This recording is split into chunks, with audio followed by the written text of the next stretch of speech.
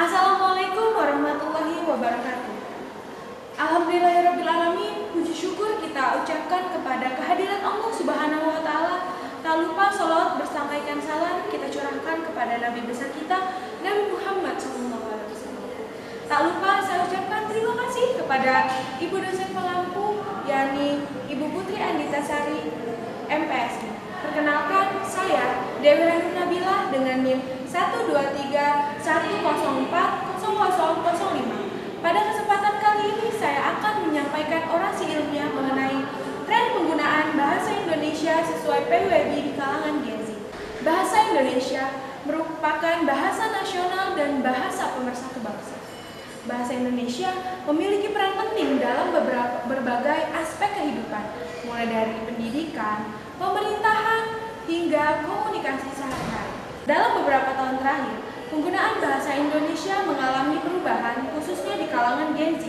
Generasi Z merupakan generasi yang lahir pada tahun 1997 hingga 2012. Mereka tumbuh dan berkembang di era digital, sehingga mereka terbiasa menggunakan bahasa informal di media sosial dan di platform digital lainnya. Perubahan bahasa Indonesia di kalangan Gen Z dapat dilihat dari beberapa aspek. Yang pertama, penggunaan bahasa gaul. Bahasa gaul merupakan bahasa yang digunakan oleh kelompok tertentu.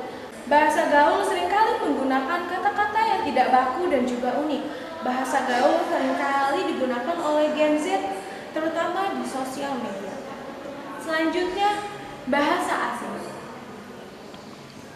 Seringkali Gen Z menggunakan bahasa asing, terutama bahasa Inggris, dalam komunikasi sehari-hari.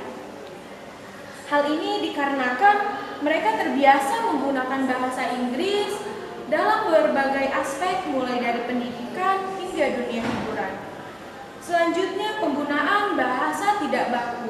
Gen Z juga sering menggunakan bahasa yang tidak baku, seperti tidak menggunakan tanda baca, tidak menggunakan huruf kapital, dan tidak menggunakan kata-kata yang baku.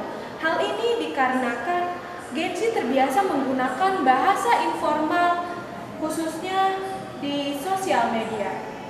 Perubahan bahasa Indonesia di kalangan Gen Z tentu menimbulkan berbagai pro dan kontra. Di sisi lain, penggunaan bahasa gaul dan bahasa asing dapat memperkaya kosakata berbahasa Indonesia kita. Namun, di sisi lain juga, penggunaan bahasa baku bisa menurunkan kualitas bahasa Indonesia kita. Oleh karena itu, penting bagi Gen Z untuk memahami kaidah-kaidah bahasa Indonesia secara baik dan benar.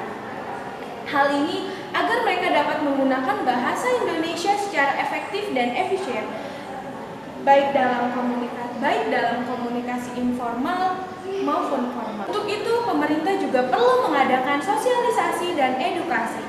Sosialisasi dan edukasi ini dapat dilakukan melalui berbagai media, seperti media massa, sosial media, dan ke sekolah-sekolah juga. Selain itu, Gen Z juga perlu melakukan kesadaran mengenai penggunaan bahasa Indonesia yang baik dan benar. Mereka perlu menyadari bahwasanya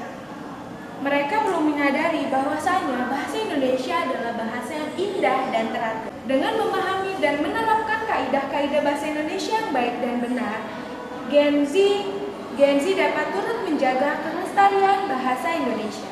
Demikian orasi ilmiah yang bisa saya sampaikan. Semoga orasi ini memberikan manfaat bagi kita semua. Sekian dan terima kasih. Wassalamualaikum